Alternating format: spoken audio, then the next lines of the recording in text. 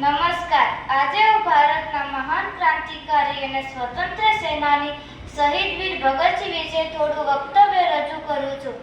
ભગતસિંહનો જન્મ 28 સપ્ટેમ્બર 1907માં થયો હતો.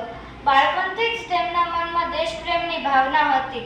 તેમણે ભારતને અંગ્રેજોના શાસનમાંથી મુક્ત કરવા માટે પોતાનું જીવન સમર્પિત કર્યું હતું.